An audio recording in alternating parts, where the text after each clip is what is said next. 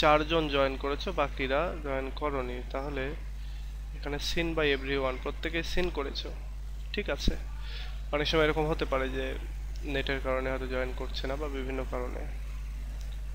আজকে আমরা যে ইয়েটা করব, আমরা আজকে শেষ করার চেষ্টা করব এই আমাদের রেটরিক যে অংশটা, সেটা ফিগার অফ স্পিচ যেগুলো, সেগুলো আমরা আজকে শেষ করার চেষ্টা করব, এবং সামনের দিনে আমরা প্রসোডি অংশটা শেষ করব, তারপরে আবার আমরা কবিতায় চলে যাব।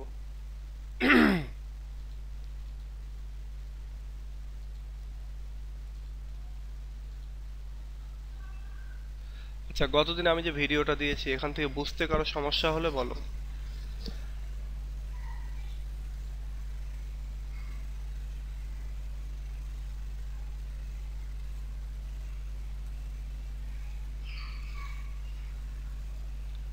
এ, আজকে দেখো আমরা এটা পড়বো, এটা হচ্ছে মেটোনমি। মেটোনমি এগুলো এগুলো আসলে খুব বেশি পরীক্ষায় আসে না, কিন্তু এগুলো তোমার লিখতে হয়, মানে পরীক্ষায় যখন তুমি বিশেষ করে ক্রিটিক্যাল অ্যাপ্রিসিয়েশন যখন লিখবে, তখন তোমাকে কোন একটা কবিতার যদি ক্রিটিক্যাল অ্যাপ্রিসিয়েশন লেখো, সে ক্রিটিক্যাল অ্যাপ্রিসিয়েশনের ক্ষেত্রে কোন ফিগার অফ স্পিচ রয়েছে সেটা লিখতে হবে। আর তখন যদি মেটোনমি থাকে তাহলে মেটোনমি কোন ওয়ার্ডে রয়েছে, মেটোনমি কি, এগুলো লিখতে হবে।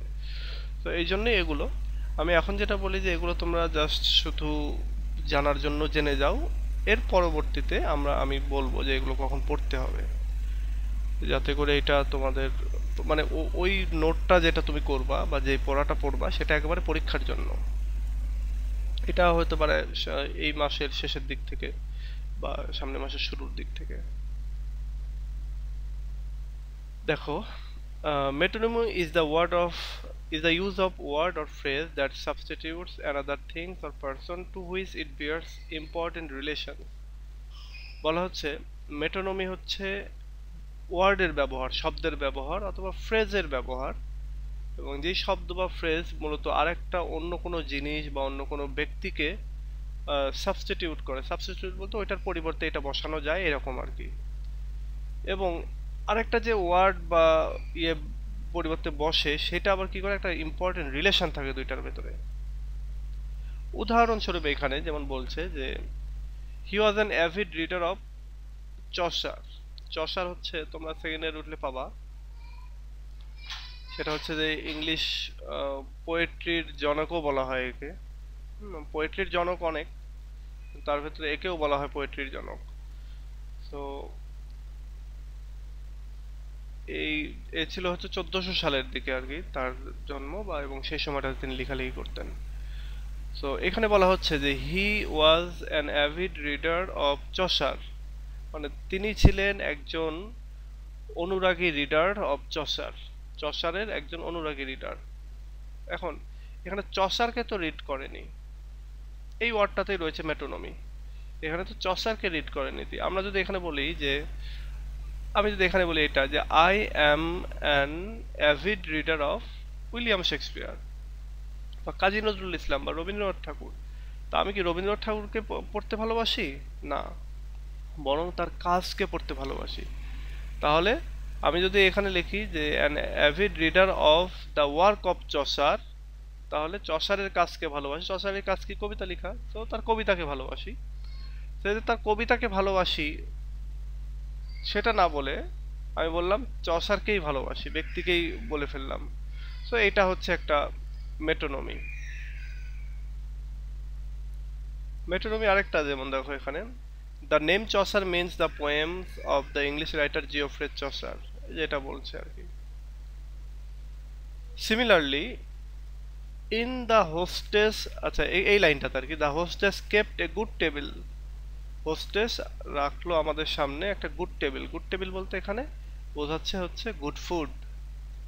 তারপর ইউলিসিস তোমাদের একটা কবিতা রয়েছে, তোমাদের এই এই ফার্স্ট ইয়ারে রয়েছে, তোমরা পাবা আলফ্রেড লর্ড টেনিসনের। সেখানে মূলত একটা ফ্রেজ রয়েছে যেমন ডিপ মোন, দ্য ডিপ মোন, মানে ডিপ এখানে হচ্ছে মেটোনমি, হচ্ছে ডিপ ওয়াটার দিয়ে বোঝানো হচ্ছে এই সি কে। এটা কাইন্ড অফ আর কি ইয়ে সিম্বল, সিম্বল যেরকম এটা অনেকটা সেরকমই। তো এই জন্য ওই সিম্বলটা বেশি আসে, মেটোনমিটা কম আসে যদি কখনো কোথাও আসে। তারপরে এখানে আরেকটা বিষয় আছে, যেমন জিওফ্রেজ চর্চারে একে তো আর সিম্বল বলা যায় না। সো যেহেতু সিম্বল বলা যায় না, তখন সেটা হচ্ছে তোমার মেটোনমি। তা গুড টেবিল মানেই যে সবসময় ভালো খাবারের সিম্বল তা কিন্তু না। সো এটা হচ্ছে তোমার একটা মেটোনমি। ডিপ বলতে আমরা অনেক সময় হয়তো বোঝাতেই পারি, যে ডিপ বলতে সমুদ্র বোঝাতেই পারি, এটা সিম্বল আকারে।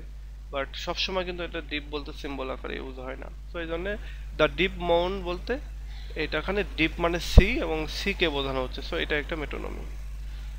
আচ্ছা, বুঝতে পেরেছো? না বুঝলে জিজ্ঞাসা করবা। হুম। এগুলো নিয়ে আমরা পরবর্তীতে আরো পড়তে হবে, এগুলো একবার দুইবারে পড়ে হবে না, এগুলো জাস্ট খালি মনে রাখার চেষ্টা করো।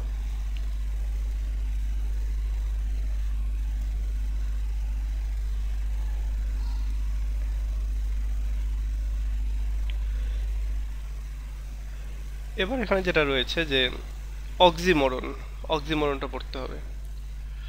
অক্সিমোরন হচ্ছে is the combination of two seemingly contradictory or incongruous word। অর্থাৎ এখানে দুইটা মনে হচ্ছে যেন বিপরীত বিপরীত ধর্মী দুইটা ওয়ার্ড, অথবা অসঙ্গতিপূর্ণ দুইটা ওয়ার্ড থাকবে এই অক্সিমোরনের ক্ষেত্রে। It appears absurd at apparent consideration, but in reality, it suggests a subtle meaning with a striking effect। এটা আমরা যখন সাধারণভাবে এটা বিবেচনা করব বা দেখব, তখন এটাকে আমাদের অ্যাবসার্ড মনে হবে। এবং শুধু অ্যাবসার্ডই না, এটা আমাদের কাছে মনে হবে যেন এটা ইরিলিভেন্ট একটা কথা। কিন্তু যখন আমরা খুব ভালোভাবে এটা কনসিডার করব বা ভালোভাবে পড়ব, তখন দেখবো যে হ্যাঁ, এটার একটা শার্টেল মিনিং রয়েছে, সূক্ষ্ম একটা মিনিং রয়েছে, এবং একটা স্ট্রাইকিং ইফেক্ট রয়েছে, ভালো একটা ইফেক্ট রয়েছে। এক্সাম্পল যেমন এখানে দেখো, I fear and hope, I burn and freeze and ice। এই যে লাইনটা, I fear আমি ভয় পাই এবং আশা করি, I burn আমি জ্বালাই, and freeze and in ice এবং আইসের ভেতরে আমি কি করি, জ্বালাই এবং ফ্রিজ করি। এখানে কি বলছে দেখো, here contradictory words are set side by side। এখানে দেখো ফেয়ার অ্যান্ড হোপ দুইটা দুই রকম। ফেয়ার বলতে হতাশা বা ভয় এটা, আর হোপ বলতে আশা আশা। আর এখানে বলছে জ্বালাচ্ছে মানে আগুন দিয়ে জ্বালাচ্ছে, গরম করছে, এখানে আবার বলছে কি ফ্রিজ করে দিচ্ছে। তো এইখানে এই সাইড বাই সাইড দুইটা রয়েছে। দ্যাট আচ্ছা, that at first SIM absurd but finally suggest striking sense. কিন্তু প্রথম দেখায় এটা যদিও অ্যাবসার্ড মনে হচ্ছে, কিন্তু ফাইনালি একটা সার্ডেন হচ্ছে স্ট্রাইকিং সেন্স রয়েছে এর ভেতরে। এন্ড সেন্সটা কি, এটা একটা কবিতার লাইন, কবিতা পুরোটা পড়লে বোঝা যাবে। জাস্ট যদি তোমরা এই লাইনটা এভাবে তুলে দিলে হয়ে যাবে, যদি অক্সিমোরন কখনো আসে। আরো একটা, এই যে এখানে যেমন আমরা এখানে দেখতে পাচ্ছি যে here is another fine example of oxymoron. বলা হচ্ছে দেখো, যে এটাতে তোমাদেরকে বোঝাতে পারবো ভালো। বলছে অল চেঞ্জড, সবকিছুই পরিবর্তন হয়ে গেছে। চেঞ্জড আর্টারলি, সবকিছুই খুব বেশি রকম ভাবে আর কি, প্রচন্ড রকম ভাবে পরিবর্তন হয়ে গেছে। A terrible beauty is born, এবং বলছে একটা ভয়ঙ্কর বিউটি জন্মগ্রহণ করেছে। ভয়ঙ্কর বিউটি বলতে, বিউটি কি কোনো ভয়ঙ্কর হয়? এখানে মূলত এক ধরনের এমফাসাইজ দেওয়ার জন্য, এক ধরনের স্ট্রেস বা প্রেসার দেওয়ার জন্য। কন্ট্রাডিক্টরি ওয়ার্ড, কিন্তু আসলে এটা এটা কন্ট্রাডিক্টরি না। ভয়ঙ্কর বিউটি বলা হয় না যে আরে তুমি তো মানে এরকম আমরা অনেক সময় আমরা অনেককেই ফান করেও বলি যে কি বলি, যেমন এই যে হেলেনের যদি এক্সাম্পল দিই, তোমরা ট্রয়ের সিনেমা যারা দেখেছো বা ট্রয় নিয়ে যারা পড়েছো, তারা জানো যে হেলেনের কারণে ট্রয়ের যুদ্ধ হলো, কেননা হেলেন অনেক সুন্দরী ছিল, তাকে নিয়ে আর কি যুদ্ধটা। তো এই হেলেনের যে বিউটি, এটা হচ্ছে টেরিবল বিউটি, একটা ভয়ঙ্কর বিউটি, মানে এই ভয়ঙ্কর বিউটির কারণেই মূলত এই যুদ্ধটা ঘটলো। তো এরকম all change আটারলি a terrible beauty is born, এই লাইনটা হচ্ছে এরকম। টেরিবল শব্দটা, টেরিবল বিউটি আবার কেমনে ভয়ঙ্কর হয়, কিন্তু এখানে পাশাপাশি বসানো হচ্ছে, জাস্ট এটা এমফাসাইজ দেওয়ার জন্য অথবা স্ট্রেস দেওয়ার জন্য। আচ্ছা, এই হচ্ছে অক্সিমোরন।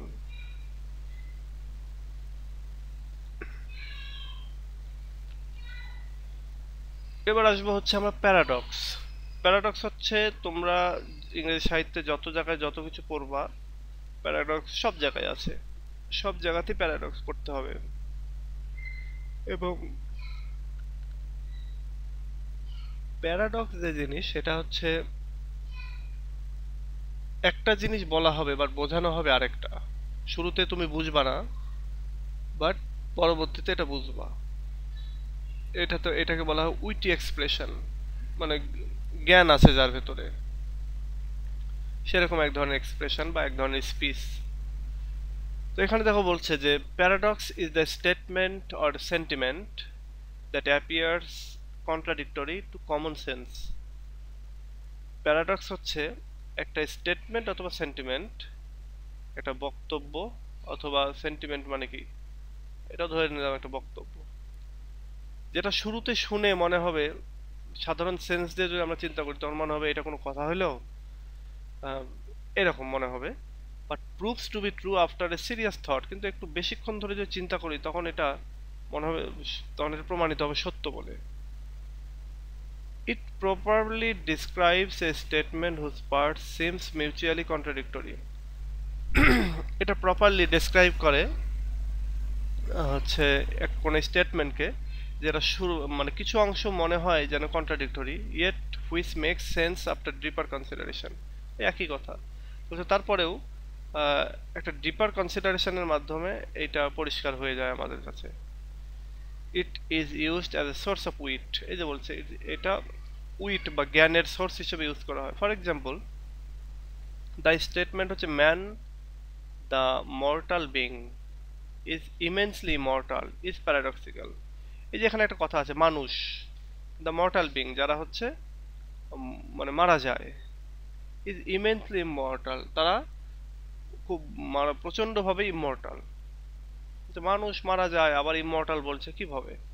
ব্যাপারটা এরকম যে সিরিয়াস ভাবে চিন্তা করতে হবে। তখন এইভাবে যে বলা হচ্ছে যে এটা মানুষ ইমর্টাল, মানুষ মর্টাল, তারপরে কেন ইমর্টাল বলা হচ্ছে? কারণ হলো যদিও মানুষ মর্টাল কিন্তু মরণশীল, কিন্তু তার কাজগুলো কিন্তু অমর থেকে যায়, অমর হয়ে থাকে। কোথাকার কবেকার কোন রাজা কি করেছে সেটা আমরা এখন পড়ছি। এখন যেমন হাসিনা খালেদা যা করছে এইটা আগামী 500 বছর পর পড়া হবে। সো এই মানুষটা মারা যাবে, বাট এর যে ঘটনাটা মানে এর যে কাজগুলো সেগুলো থেকে যাবে। তো এই কাজের মাধ্যমে তাদেরকে স্মরণ করা হবে। তো এটা হচ্ছে তাদেরকে ইমর্টাল কথা বলা হচ্ছে। আরেকটা বিষয় হচ্ছে, আমরা বলি না failure is the pillar of success. তো এখন কথা হলো failure is the pillar of success কেমনে হয়? এইটা একটা হচ্ছে প্যারাডক্সিক্যাল কথা। Failure is the pillar of success. Failure কেন পিলার অফ সাকসেস হয়? ফেলিওর এই জন্য পিলার অফ সাকসেস হয় যে কোনো ব্যক্তি যদি একবার ফেল করে বা বারবার ফেল করে, তাহলে সে ওইটা নিয়ে চেষ্টা চালিয়ে যায় এবং একটা সময় সে ওই প্রবলেমটা সলভ করে ফেলে, বা তার যে গোল সে গোলে সে রিচ করতে পারে। সো এইটাকে বলা হচ্ছে ফেলার is the pillar of success. But একবারেই তুমি হচ্ছে করে ফেলবা, কোনো একটা সাকসেস পেয়ে যাওয়া, এটা খুব কমই হয়েছে মানে সব জায়গাতেই, সায়েন্টিফিক ইনভেনশন থেকে বলো সব জায়গাতেই। যেমন বলা হয় যে বিদ্যুৎ আবিষ্কারের আগে প্রায় 1000 বার টেস্ট করা হয়েছে। যিনি বিদ্যুৎ আবিষ্কার করেছিলেন তিনি প্রায় 1000 বার টেস্ট করেছিলেন। তো 1000 বার টেস্ট করে, সরি এটা বিদ্যুৎ না, লাইটের bulb, Thomas Alva Edison, Edison এই ইলেকট্রিক বাল্ব মনে হয়, তিনি অনেকবার এই 1000 বার চেষ্টা করে তিনি এটা পেরেছেন। মানে এটা বলা হয়, হয়তো হাইপারবোলিক এক্সপ্রেশন হতে পারে যে 1000 বার। আবার এই যে তোমরা রবার্ট ব্রুসের একটা কাহিনী তোমরা জানো, যে তিনি এক আহ, যুদ্ধে তিনি জয়লাভ করেন 7ম বারের চেষ্টায়। সো এইটা তোমরা যদি সম্রাট বাবরের যে ছেলে হুমায়ুন, তার ক্ষেত্রেও যদি দেখো, সেও অনেকবার চেষ্টার পরে সে বাংলা দখল করতে পারে। তো এরকম অনেক অনেক কাহিনী রয়েছে এই প্যারাডক্সিক্যাল, মানে failure is the pillar of সাকসেসের এই কাহিনীর সাথে। সো প্যারাডক্স হচ্ছে সবসময় একটা জিনিস বলবে কিন্তু বোঝাবে আরেকটা, এবং এটা শুরুতে বোঝা যাবে না, বাট কিছুক্ষণ চিন্তা করার পরে বোঝা যাবে ও আচ্ছা আসলে তো ঠিকই তো। এবং এইটাকে বলা হয় সোর্স অফ উইট।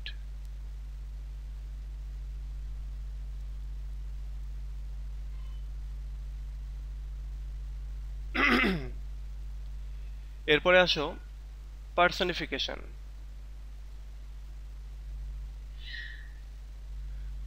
পার্সনিফিকেশন হচ্ছে কোন একটা ইনঅ্যানিমেট জিনিসকে, বস্তুকে পার্সন হিসেবে উপস্থাপন করা, অথবা কোন একটা প্রাণীকে পার্সন হিসেবে উপস্থাপন করা, ব্যক্তিতে পরিণত করা আর কি। এই যে এখানে বলছে প্রাণী ঠিক না, মানে abstract idea. Personification is the representation of inanimate objects. Personification হচ্ছে একটা ইনঅ্যানিমেট অবজেক্ট, অর্থাৎ যাদের প্রাণ নেই এরকম অবজেক্টগুলোকে রিপ্রেজেন্ট করা হয় পার্সনিফিকেশনের মাধ্যমে। অর অ্যাবস্ট্রাক্ট আইডিয়া, অথবা কিছু অ্যাবস্ট্রাক্ট আইডিয়াকে, যেটাকে লিভিং বিং, মানুষের মতো বা মানুষের মতো প্রাণীদের মতো করে উপস্থাপন করা হয় পার্সনিফিকেশনের মাধ্যমে। It is a figure of speech in which a lifeless object is given life for emphasis as in the sentence. আচ্ছা, এটা একটা ফিগার অফ স্পিচ যেখানে লাইফলেস অবজেক্ট, যাদের লাইফ থাকে না, সেই অবজেক্টকে লাইফ দেওয়া হয় ফর এমফ্যাসিস, জোর দেওয়ার জন্য বা প্রেসার দেওয়ার জন্য একটা সেন্টেন্সের ভিতরে। এবং সেই সেন্টেন্সটা হচ্ছে এখানে যেমন বলা হচ্ছে necessity is the mother of invention, প্রয়োজনীয়তাই আবিষ্কারের মা। এবং কথা হচ্ছে এই যে নেসেসিটিকে is the mother of invention বলা হচ্ছে, নেসেসিটিকে এখানে মাদার বলা হচ্ছে বা মাদার হিসেবে বিবেচনা করা হচ্ছে, এটাই হচ্ছে একটা পার্সনিফিকেশন। নেসেসিটি হচ্ছে একটা অ্যাবস্ট্রাক্ট আইডিয়া, যেটা হচ্ছে প্রয়োজনীয়তা এটার মানে, এবং এটাকে বলা হচ্ছে যে এটা একজন ব্যক্তি, মানুষ, পার্সন, মাদার। হিয়ার নেসেসিটি, দেখো এখানে বলছে here necessity has been treated as a mother, এখানে নেসেসিটিকেই মাদার হিসেবে ট্রিট করা হচ্ছে।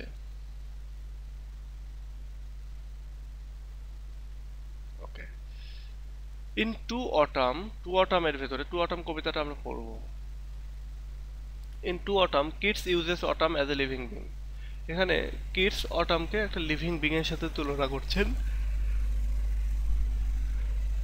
এবং তিনি সেইভাবে আর কি তার তাকে উপস্থাপন করেছেন বিভিন্ন পর্যায়ে। এটা আমরা যেদিন আমরা পড়বো সেদিন আমরা জানবো।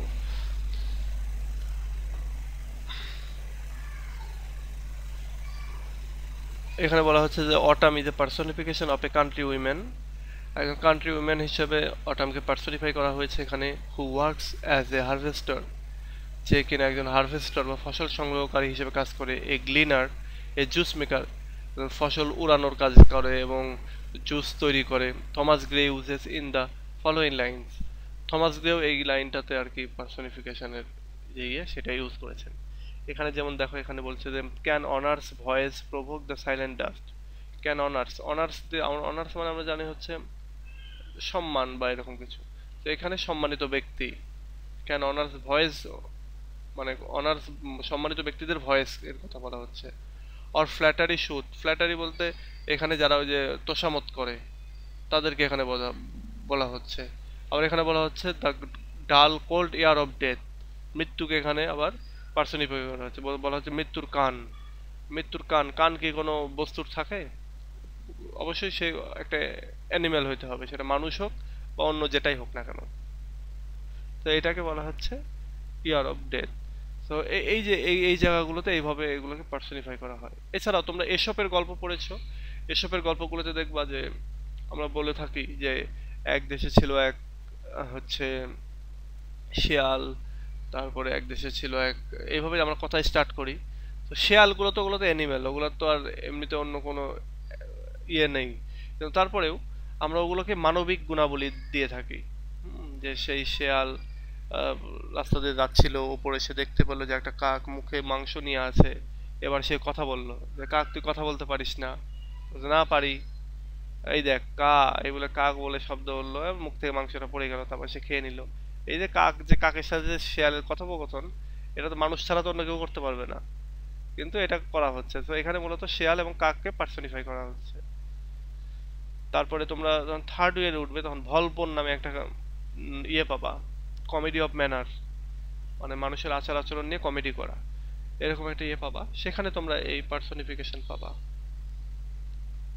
বা এছাড়াও বিভিন্ন জায়গায় সময়ে সময়ে আমরা পার্সনিফিকেশন তো পাবোই, এক্সাম্পল গুলো।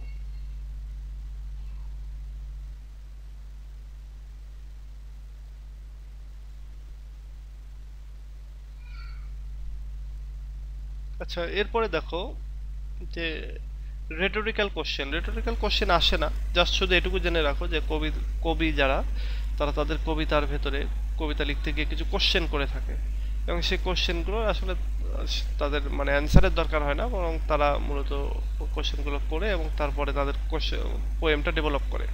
যেমন আমরা যদি একটা পড়েছি, যেমন shall I compare thee to a summer's day, আমি কি তোমাকে গ্রীষ্মের দিনের সঙ্গে তুলনা করব, এই বলে কিন্তু তিনি আর অ্যান্সারের অপেক্ষায় থাকেন নাই, বরং তিনি কি করেছেন তার কবিতাকে আগিয়ে নিয়ে গেছেন। তো এই যে এই জাতীয় প্রশ্নগুলো, বা আমরা আমরা এক কথাই বলতে পারি যে কবিতার ভেতরে যে প্রশ্নগুলো সেগুলোকে বলা হচ্ছে রেটোরিক্যাল কোশ্চেন।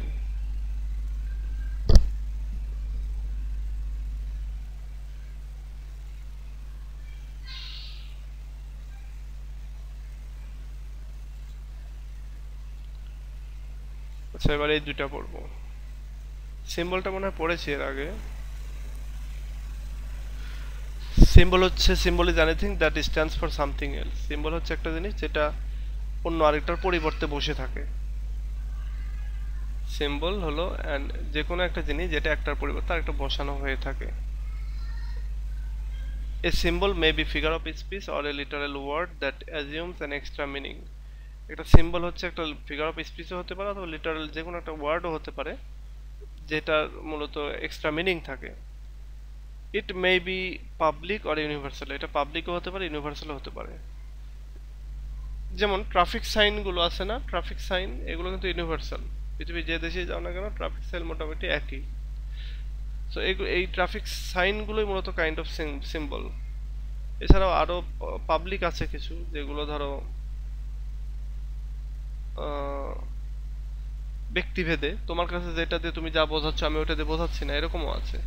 যেমন এখানে দেখো যে for example rose for beauty, এটা হচ্ছে ইউনিভার্সাল একটা সিম্বল।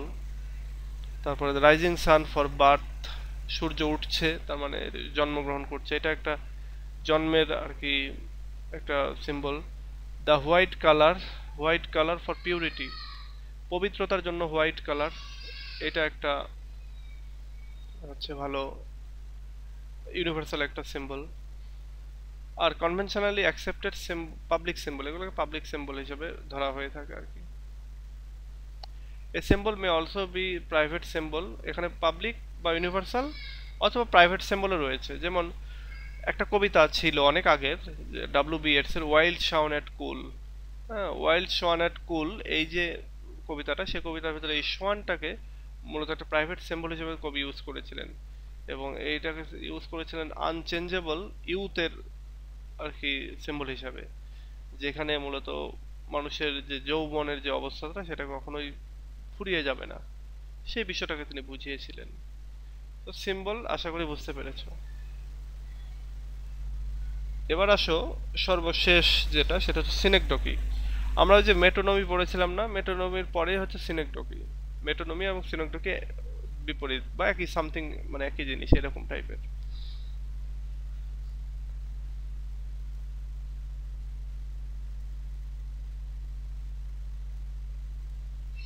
দেখো, সিনেকডকি হচ্ছে একটা ফিগারেটিভ লোকেশন, যেখানে আমরা একটা পার্ট ইউজ করি মূলত পুরো জিনিসটাকে বোঝানোর জন্য,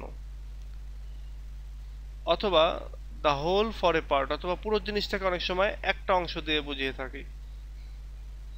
the species for the genius,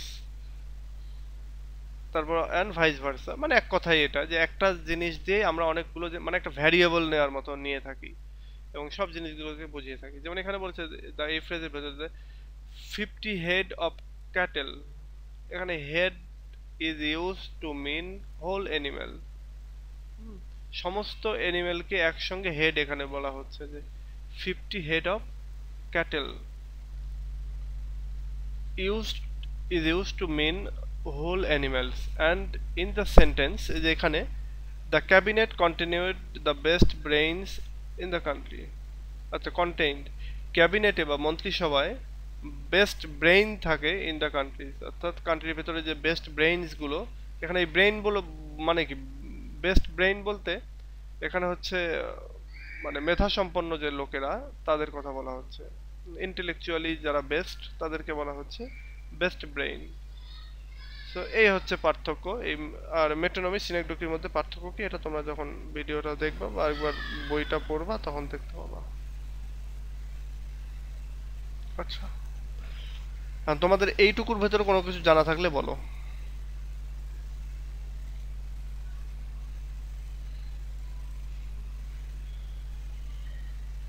কোনো কিছু জানার থাকলে বলতে পারো। এখানে যদি বলতে সমস্যা হয় তাহলে তোমরা এই চ্যাটিং এও কিন্তু বলতে পারো।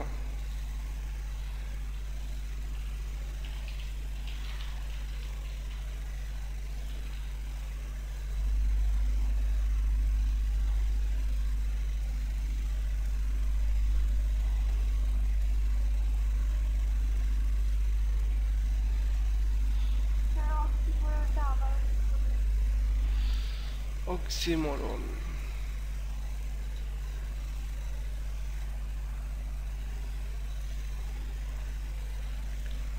আচ্ছা অক্সিমোরনটা এটা হচ্ছে একটা অসঙ্গী মানে সুন্দর একটা সেন্টেন্স, তার ভিতরে একটা অসঙ্গতিপূর্ণ একটা ওয়ার্ড ঢুকিয়ে দেয়া। হ্যাঁ, এবং এটা শুরুতে মনে হবে যে এটা কোনো কিছু হলো, অ্যাবসার্ড মনে হবে, উইয়ার্ড মনে হবে, বাট এর ভেতরে একটা হচ্ছে এর একটা তীক্ষ্ণ মিনিং থাকে, সূক্ষ্ম একটা মিনিং থাকে, এবং যেটা স্ট্রাইকিং ইফেক্ট তৈরি করে। যেমন এই যে এই জায়গাটাতে আমি যেটা বলছিলাম, a terrible beauty is born, একটা ভয়ঙ্কর বিউটি জন্ম লাভ করলো। তাহলে বিউটি কি কখনো ভয়ঙ্কর হয়? কিন্তু এখানে ভয়ঙ্কর বোঝানো হচ্ছে কারণ কি, এই যেমন এই এই এই লাইনটা মেবি ডাব্লিউ বি ইয়েটস এর কবিতা হচ্ছে এ daughter, a prayer for my daughter, এটার মেবি, বা এটা যদি না হয় তাহলে মানে তোমরা পাবা আর কি এই এই এটা এই কবিতাটা। সো এই টেরিবল বিউটি এটা হচ্ছে তোমার অক্সিমোরনের এক্সাম্পল। আমি যদি আরো এক্সাম্পলের সার্চ করি,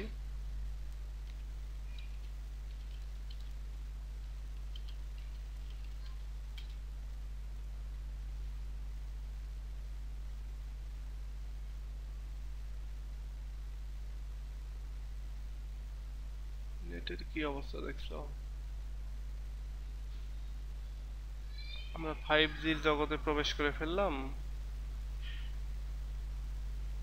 আচ্ছা, writing action what is an example.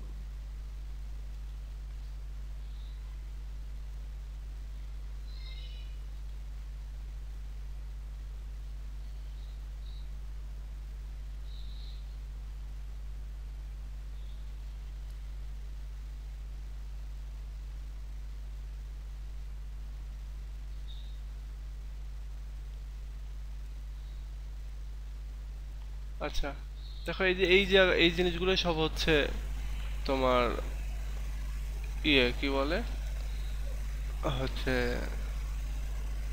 অক্সিমোরনের example. এগুলো সেন্টেন্সের ভেতরে না, বাট এগুলো ইউজ করা যায় সেন্টেন্সের ভেতরে।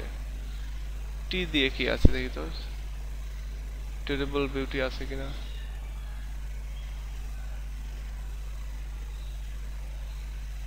এই যে terrible good, or terrible beauty, or terribly nice। So এখানে দেখো আমরা বলি না যে অনেক সময় সিরিয়াস ফান, এই চুপ থাকো সিরিয়াস ফান করছি, এরকম আমরা অনেক সময় কথা বলি। তো সিরিয়াস ফান বলতে কি, সিরিয়াস তো সিরিয়াস, ফান তো ফানি। এখানে সিরিয়াস ফান আর কি হতে পারে, কিন্তু এগুলো আমরা ইউজ করে থাকি। আমরা বলি যে he is a student teacher. Student teacher মানে কি, যে কোনো একটা ছাত্র সে তার জুনিয়রদেরকে পড়ায়, তাহলে সেটা হচ্ছে স্টুডেন্ট টিচার। তারপরে ধরো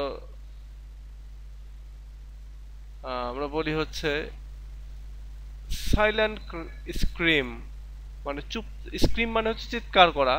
তো এখানে সাইলেন্ট স্ক্রিম বলতে চিৎকার করা মানে তো আওয়াজ সম্পন্ন, সেখানে সাইলেন্ট কেন? তো ওই যে ওইটা এই যে এরকম এইভাবে প্রকাশ করে। তারপরে স্মল ক্রাউড, ক্রাউড মানে তো অনেক বিশাল বড় জনতা, তাহলে এখানে ছোট হয় কেমনে? সো এটা একটা হচ্ছে অক্সিমোরনের এক্সাম্পল। তারপর আমরা যেমন বলি, তোমরা যখন সেকেন্ড ইয়ার উঠবা তখন দেখবা ট্র্যাজি কমেডি বলে কথা আছে। তো ট্র্যাজিক কমেডি, ট্র্যাজি মানেই তো সেখানে হচ্ছে ইয়ে থাকবে, মানে কষ্ট থাকবে, সেখানে আবার কমেডি কেন? আবার কমেডি থাকলে সেখানে তো আনন্দ থাকবে, সেখানে আবার ট্র্যাজি কেন? মূলত মানুষের লাইফটা হচ্ছে ট্র্যাজি কমেডি। হ্যাঁ, ট্র্যাজেডিও আছে, এখানে কমেডিও রয়েছে। তোর এখানে দেখো যে আনপপুলার সেলিব্রিটি, যদি আনপপুলারই হয় তাহলে সে সেলিব্রিটি হয় আবার কেমনে? আচ্ছা, আশা করি এখন বুঝতে পেরেছো।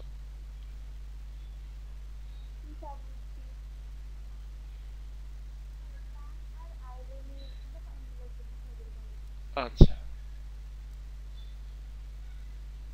পান আর আইরনি।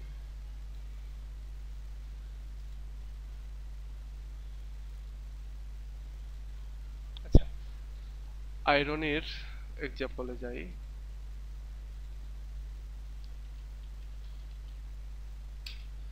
এভাবে সার্চ করবা, হ্যাঁ, সার্চ করে করে তোমরাও পড়বা। যাদের বাসায় কম্পিউটার আছে তারা তো লাকি, আর মোবাইল থাকলে মোবাইলেও করা যায়। হ্যাঁ, একেবারে এক্স্যাক্টলি যে বই থেকেই দিতে হবে ব্যাপারটা এরকম না, তোমরা বাহির থেকেও দিতে পারো। আর আরেকটা জিনিস হচ্ছে যে বই থেকে দেয়া আবার এই জন্যে ভালো যে অনেক টিচার পছন্দ করে যে তুমি তোমার যেই ফার্স্ট ইয়ারের যে কবিতাগুলি রয়েছে এগুলোর ভিতর থেকে যদি দিতে পারো, তখন তারা খুশি হয় যে আচ্ছা তাহলে এ কবিতাটা পড়েছে এই বলে। আচ্ছা দেখো এখানে একটা আইরনি, যেমন শুরুতেই এ ফায়ার স্টেশন বার্নস ডাউন। যদি কখনো দেখো শোনো যে ফায়ার স্টেশনে আগুন লেগেছে, তাহলে এটা একটা আইরনি। ফায়ার স্টেশন তাদের কি করার কথা? তাদের করার কথা হচ্ছে যে তারা আইরনিটা হচ্ছে মানে তাদের ইয়েটা থাকবে না, মানে তারা নিজেরাই আগুন নেভায়, কিন্তু কি হয়েছে তাদের ঘরে আগুন লেগেছে। তো এটা একটা আনএক্সপেক্টেড বিষয়। তো এইটাই হচ্ছে এখানকার আইরনি। আয়রনি শব্দটা আয়রন বা লোহা এই এই জাতীয় থেকে যে আসছে তা কিন্তু না। আয়রনি মানে হচ্ছে যা হওয়ার কথা কিন্তু তা না হয়ে উল্টোটা হয়েছে। A marriage councillor files for divorce. একজন বিয়ের কাউন্সিলর, বা আমরা যদি বলে থাকি আমাদের দেশে যে ঘটক, ঘটক সে নিজেই ডিভোর্স দেওয়ার জন্য কোর্টে গেছে, এরকমটা যদি হয় তাহলে এটা আইরনি। কিভাবে দেখো, this is ironic because the expectation is that a professional who coaches couples, যে মূলত, আচ্ছা 1 মিনিটের মধ্যে কেটে যাবে, তোমরা আবার জয়েন করবা। বলছে একজন ব্যক্তি কোচ যে কিনা কাপলদেরকে শিখায় বিভিন্ন বিষয়, সেই এমন একটা প্যাচে পড়েছে যে তাকেই এই ম্যারেজের ডিভোর্স করতে হচ্ছে এক কথায়। তবে তো police station get robbed, police station কি হলো, ডাকাতি ঘটছে, ডাকাতি হয়েছে। তো এটা একটা আইরনি। কোন জায়গায় আইরনি আছে একটু বইতে দেখতেছি আর কি, কারণ আইরনি, বইয়ের আইরনির ক্ষেত্রে যদি আমরা বলি তাহলে তোমার ওজিমান্দিয়াসের ভেতরে রয়েছে। আর আইরনি থাকতে পারে হচ্ছে elegy written in a country churchyard, এখানে থাকতে পারে। তারপরে আইরনি, আইরনি রয়েছে ইয়েতে তোমার কি বলো এটাকে, ইউলিসিস কবিতার ভেতরে। এগুলো যখন ওই কবিতা পড়বো তখন আমি জাস্ট তোমাদেরকে ওখানে তখন হিন্টস দিয়ে যাবো যে এখানে আইরনি, এগুলো এখানে এই এটা সেটা। নইলে কবিতা না পড়ে আমি যদি বলি তোমরা বুঝবা না যে কোথায় কিভাবে থাকলো।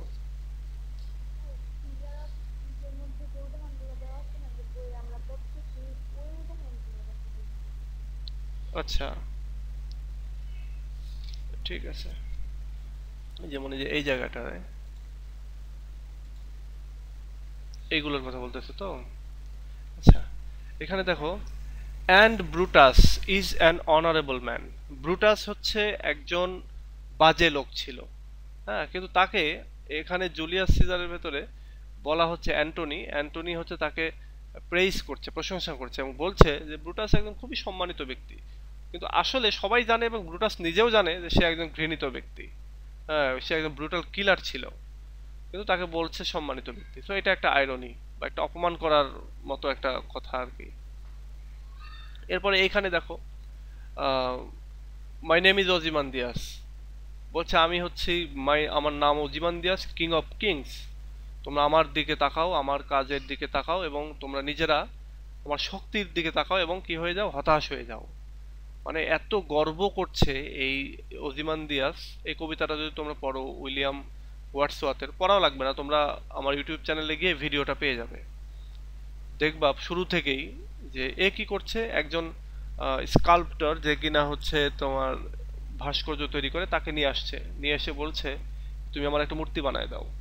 তখন স্কাল্পচার বানাচ্ছে, এবার বলছে যে না এরকম না এরকম, এভাবে মানে স্কাল্পচার খুব সুন্দর করে বানিয়েছে, তার অবিকল চেহারা একবারে, তার তার ঠোঁট, তার কপাল, এগুলো কেমন কি হবে সেরকম ভাবে সুন্দর করে বানিয়েছে।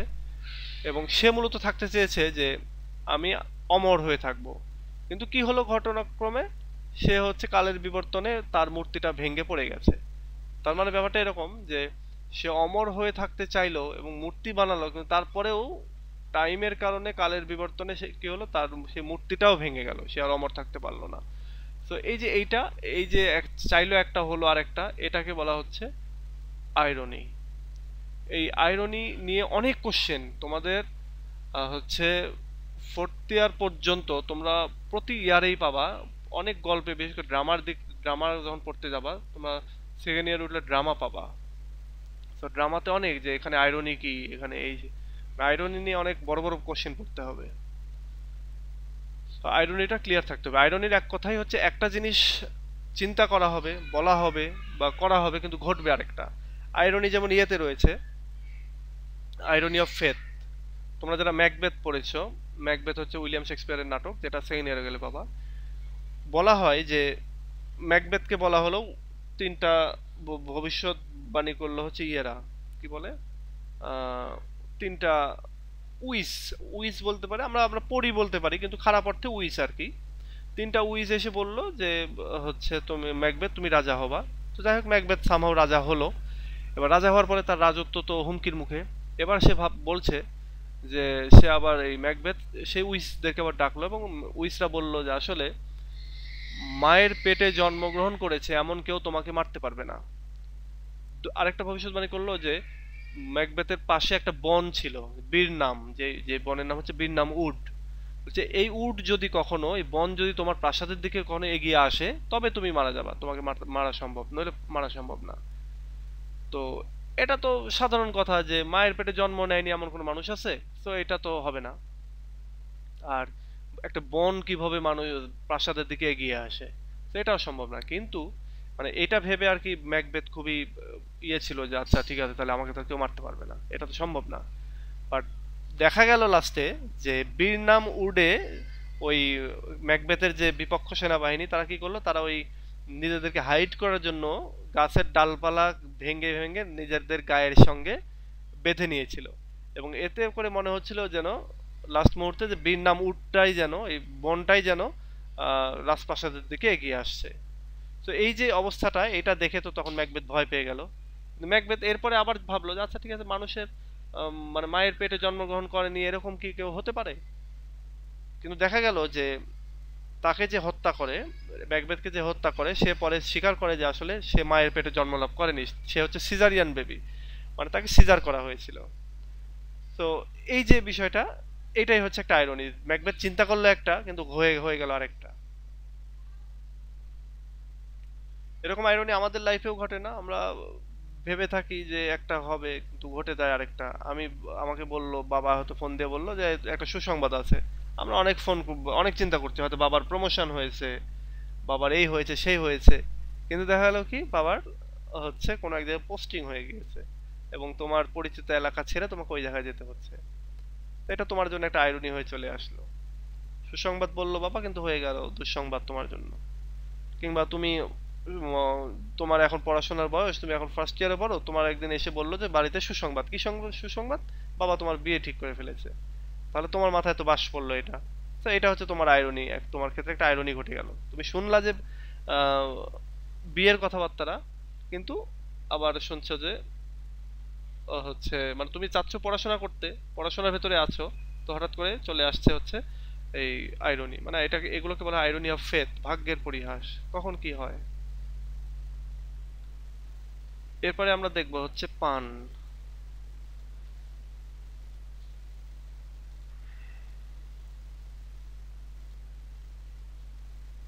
আচ্ছা, পান অথবা প্যারোনোমেশিয়া। প্যারোনোমেশিয়াতে বলা হচ্ছে যে এটা এক ধরনের ফিগার অফ স্পিচ যেখানে ওয়ার্ড নিয়ে খেলা করে থাকে, এবং এইখানে ওয়ার্ড ওয়ার্ড যেগুলো ইউজ করা হয় সেগুলো সাউন্ড বা সেগুলোর উচ্চারণ প্রায় সিমিলার, কিন্তু এর বৈচিত্র্য থাকে এর মিনিং এর দিক থেকে। যেমন এখানে বলা হচ্ছে যে, এবং এটা উইটি এক্সপ্রেশন করার ক্ষেত্রে এগুলো কি ইউজ হয়, মানে যে এক্সপ্রেশনগুলো জ্ঞানীরা করে থাকে, আমরা এইভাবে বলতে পারি জ্ঞানীরা মূলত এগুলো ইউজ করে থাকে। যেমন এখানে বলছে ask for tomorrow and you shall find me a grave man. মানে গ্রেভ ম্যান, গ্রেভ মানে হচ্ছে, গ্রেভের দুইটা অর্থ, একটা হচ্ছে গম্ভীর, গাম্ভীর্যতা, এবং আরেকটা হচ্ছে কবর বা ডেড ম্যান। সেখানে ফাইন্ড আস্ক ফর টুমোরো, হ্যাঁ, তুমি যদি আমাকে সামনের দিনে চাও তাহলে তুমি আমাকে পাবা হচ্ছে একজন গ্রেভ ম্যান বা একজন ডেড ম্যান। এখানে দুই ধরনের মিনিং এ আসতে পারে। সেখানে যেমন দুই ধরনের মিনিং আসছে, সেটাকে বলা হচ্ছে পান। পানকে তোমরা মনে রাখার জন্য ফান হিসেবেও ধরে নিতে পারো, পান ফান, তাহলে মনে থাকবে। যেমন হ্যাপি ইয়ে লিভস, এই লিভস দিয়ে বলা হচ্ছে যে একই সঙ্গে গাছের পাতাও হতে পারে, আবার একই সঙ্গে হতে পারে হচ্ছে বইয়ের পাতা। এখানে যদিও বইয়ের পাতা বোঝাচ্ছে, কিন্তু এই লিভস মানে তো গাছের পাতাও হয়। তো এটা হচ্ছে তোমার একটা পান। আচ্ছা, আর কোনোটা?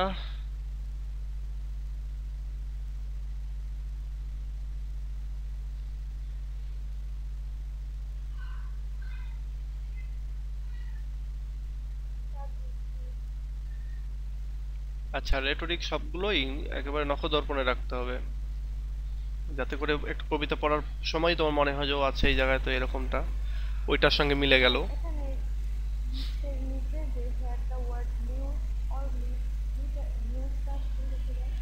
লিউস হচ্ছে, এটা হচ্ছে এডমান্ড স্পেন্সারের লেখা সনেট ওয়ান নামে একটা কবিতা। তো এই লিউস শব্দটা ব্যবহার করা হতো, মানে যে ল্যাঙ্গুয়েজে তিনি লিখেছিলেন এডমান্ড স্পেন্সার, তখন লিউস বলা হতো। পরবর্তীতে মডার্ন ইংলিশে এটা হয়ে গেছে লিভস। মানে তার আগের তিনি যে রাইটিং সেই সময়টাতে লিখেছেন, যেমন এরকম অনেক ওয়ার্ড তোমরা পাবা, কলোকুইয়াল ওয়ার্ড যেটাকে বলা হয় সমসাময়িক বা আঞ্চলিক ওয়ার্ড। আঞ্চলিক ওয়ার্ড এটা, কিন্তু মডার্ন ইংলিশে এসে এগুলো হয়ে গেছে লিভস।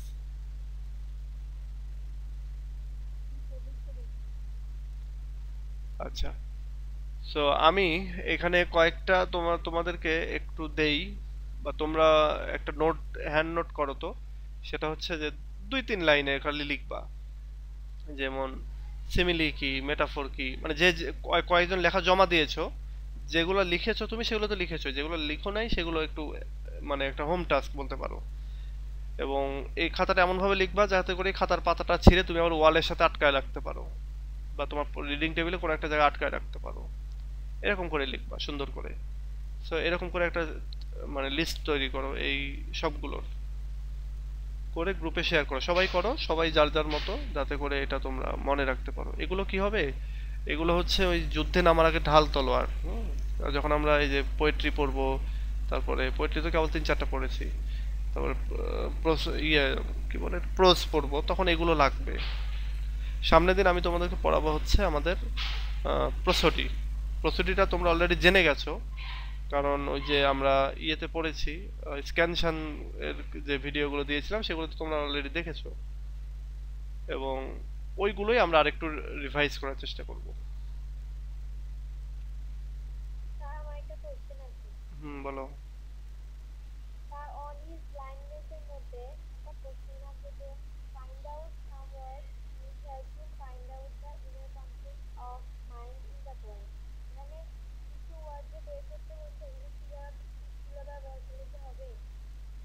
আরেকবার বলো তো প্রশ্নটা। Find out. হুম।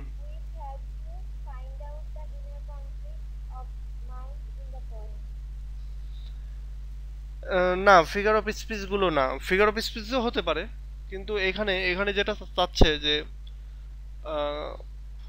জন মিল্টনের মনের ভিতরে যে কষ্টটা, সেই কষ্টটা এক্সপ্রেস করতে গিয়ে তিনি কোন কোন ওয়ার্ডগুলি ইউজ করেছেন, এবং ওই ওয়ার্ড দিয়ে তিনি কোন কোন কষ্টগুলোকে হচ্ছে এক্সপ্রেস করেছেন, সেগুলো আর কি বের করতে বলছে। কারণ এখানে ওয়ার্ডের ক্ষেত্রে ফ্রেজও হতে পারে, একটা ফ্রেজও হতে পারে, আর ওই ফ্রেজ আবার কোনো ফিগার অফ স্পিচের ভেতরেও পড়তে পারে। তো এটা না, এখানে ফিগার অফ স্পিচ না, এখানে তোমাকে চাচ্ছে হচ্ছে ওয়ার্ডগুলি। হ্যাঁ হ্যাঁ, ওয়ার্ডগুলো দিয়ে নিচে বোঝা দিতে, লিস্ট করে বোঝা দিতে হবে আর কি। যেমন তিনি বিভিন্ন ওয়ার্ড, এগুলো আমরা যখন ফাইনাল, যখন আমরা এই ব্রড কোশ্চেন যখন পড়তে যাব না, তখন আমি এটা তোমাদেরকে জানিয়ে দেবো। আর তোমাদেরকে হয়তো সামনে আহ, সপ্তাহের দিকে সাজেশন দেওয়ার চেষ্টা করব।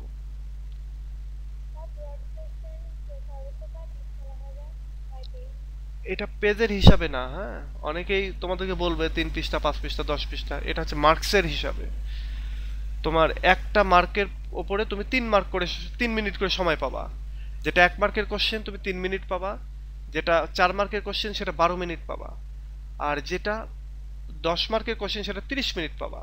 তো আমি সবাইকে বলি যে যেহেতু লাস্টে রিভিশন দেওয়ার জন্য 8-10 মিনিট রাখতে বলি, তো এই জন্য ওই 27-28 মিনিটের ভিতরে লিখে ফেলতে হবে। এখন এই 27-28 মিনিটে তুমি যদি দ্রুত লিখতে পারো, তোমার যদি ফ্রি হ্যান্ড রাইটিং থাকে, তুমি যদি লেখার প্র্যাকটিস বেশি থাকে, তাহলে দেখা যাচ্ছে তুমি 7-8 পাতা লিখে ফেলতে পারবা। আর যার প্র্যাকটিস থাকবে না, যে বেশি লেখালেখি করবে না ইংলিশ, তাই দেখা যাচ্ছে 2 পাতা 3 পাতা লিখতেই তার অবস্থা খারাপ। সো এখানে ডিপেন্ড করে হচ্ছে যে তুমি এই সময়ের ভেতরে তুমি কত দ্রুত লিখতে পারো, কত বেশি লিখতে পারো সেটার উপরে। এটা একটা গুড কোশ্চেন, এই জাতীয় কোশ্চেন করবা তোমরা এখনই। এবং আমি সবাইকে এই সলিউশনটাই দেই যে মিনিটের হিসাবে আর কি ইয়ে করতে, লিখতে। এখানে অনেকে বলবে 5 পাতা 6 পাতা, 5 পাতা 6 পাতা না, 30 মিনিট লিখলে এমনি 5-6 পাতা হয়ে যাবে। কিন্তু যার পড়া নাই, মানে যে পড়েনি, বা যে জিনিস কোশ্চেনটা চাচ্ছে সেটা তার কমন পড়েনি, সে কি হবে যে ওই 30 মিনিটে ওই 2 পাতা লিখতে 3 পাতা লিখতে গিয়ে তার অবস্থা খারাপ হবে।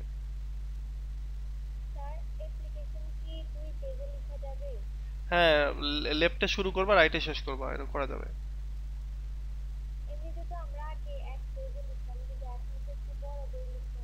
হ্যাঁ হ্যাঁ, এক পেজে শুরু করে আরেক পেজে, মানে এটা লেফটে শুরু করবা রাইটে শেষ করবা, এরকম করবা। আবার এমন না যে পৃষ্ঠা উল্টায় এপার ওপার করতে হবে, এরকম কইরো না, অনেক টিচার এটা পছন্দ করে না।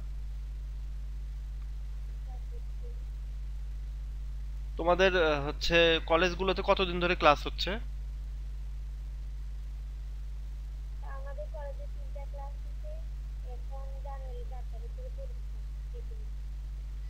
3টা ক্লাসে পরীক্ষা? উল্টো কোশ্চেন তৈরি করে টিচারকে বলতে হবে যে টিচার আপনারা পরীক্ষা দেন তো 3টা ক্লাস করে।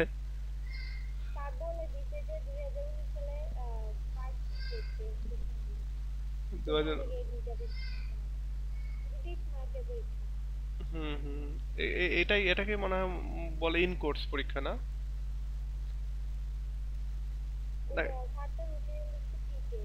প্রি টেস্ট বলছে, আচ্ছা। আচ্ছা আচ্ছা, এই এই পরীক্ষাগুলো অংশগ্রহণ করবা, কারণ স্যারদের হাতে 20টা মার্ক আছে।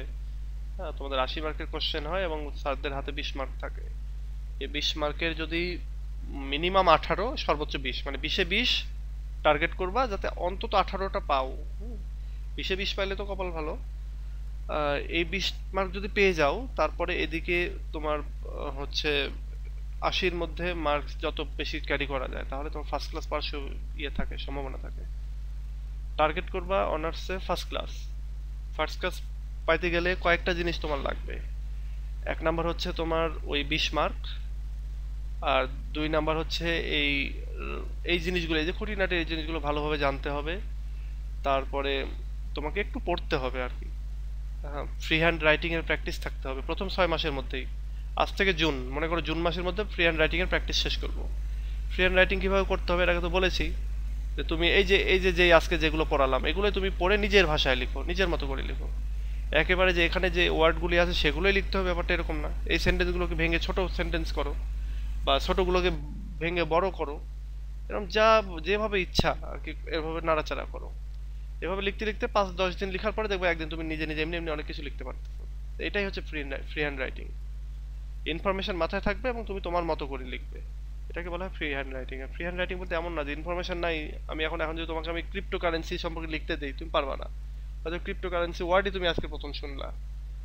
তোমাকে যদি আমি বলি হচ্ছে বিটকয়েন সম্পর্কে লিখতে, তুমি পারবে না, হয়তো তুমি আজকে প্রথম শুনলা, কিন্তু যদি এই সম্পর্কে তোমার জানা থাকে তখন তুমি এটার উপরে তুমি এক পেজ হয়তো ফ্রি হ্যান্ড লিখে দিয়ে আসতে পারবা। ফ্রি হ্যান্ড মানে মুখস্থ না, তথ্য তোমার জানা আছে বাট মুখস্থ না, তুমি তোমার নিজের মতো করে লিখবা। গ্রামারের পারফেকশন লাগবে, গ্রামার প্র্যাকটিস করতে হবে, ওয়ার্ড মিনিং ভোকাবুলারি বাড়াতে হবে।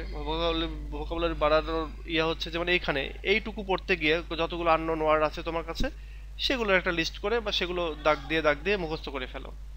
এরপরে এইটুকু পড়তে গিয়ে যেই আননোন ওয়ার্ডগুলি আছে সেগুলো মুখস্থ করে ফেলো। হ্যাঁ, এরকম এইভাবে লিটারেচার পড়তে গেলে এইভাবেই আর কি ওয়ার্ডগুলো মুখস্থ করে ফেলতে হয়। আর লিস্ট করে তোমরা পকেটে ডায়েরিতে, ছোট ডায়েরিতে করেও রাখতে পারো। পকেটের এক পাতায় হয়তো 10টা থাকলো, 10টা বারবার দেখলা, ঘুরছো বেড়াচ্ছ, একটু করে মনে করার চেষ্টা করলা, যেটারই মনে হলো না একটু বের করে দেখে আবার থুয়ে দিলা। এভাবে একদিন পর পর বা প্রতিদিন একটা করে পেজ পড়ে পড়ে ফেলে দাও, ওটা জমা করবা না, ফেলে দাও। এইভাবে দেখবা যে তোমাদের ওয়ার্ডের মানে ভোকাবুলারিটা অনেক রিচ হবে আর কি। সো ঠিক আছে, আজকে এ পর্যন্তই। আমরা সামনের দিন আবার ক্লাস করবো ইনশাল্লাহ, যদি কোনো সমস্যা না থাকে। আর সেই দিনে আমরা হচ্ছে ইয়া কি বলে এটাকে, প্রসডি নিয়ে আমরা আলোচনা করব। তো ভালো থেকো সবাই, আল্লাহ হাফেজ।